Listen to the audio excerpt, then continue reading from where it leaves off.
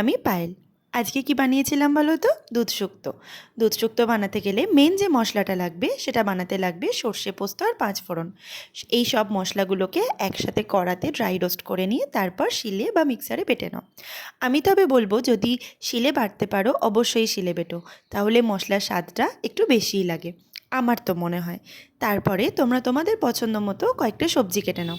যেখানে করলা তো মাস্ট, বাকি তোমরা তোমাদের পছন্দ মতো সবজি নাও। আর এখন যেহেতু বাজারে ডাঁটার ছড়াছড়ি, তাই ডাঁটাটা সবাই দেবে।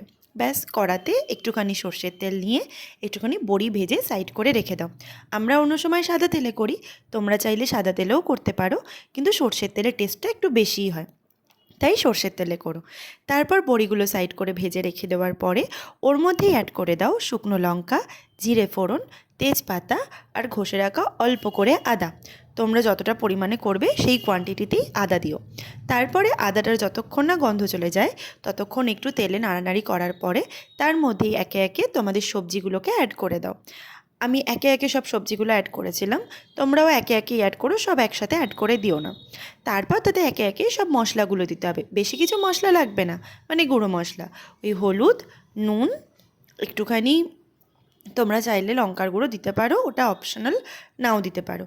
আর আমরা তো দিইনি। আর একটুখানি অল্প করে চিনি স্বাদের জন্য, চিনিটা নাও দিতে পারো, আমার মনে হয় চিনি দিলে টেস্টটা একটু বাড়ে, সেই জন্য আমি চিনিটা দিই। ব্যাস, সব মশলাগুলোকে ভালো করে একটু নাড়াচাড়া করে মিক্সড করে নাও।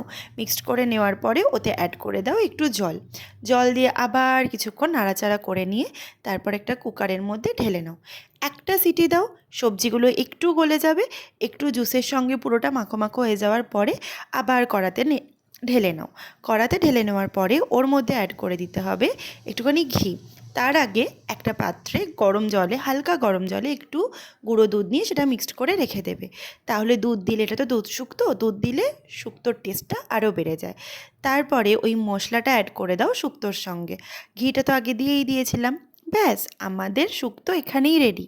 আর দুধটা দিয়ে দিলে বাকি শুক্তো এখানে রেডি, আর তো কিছু করার দরকার নেই। ওই যতটুকু জুস একটু মরতে সময় লাগবে ততটুকুই। ব্যাস, তোমরা এটা ঘরে অবশ্যই করে খেয়ে দেখো।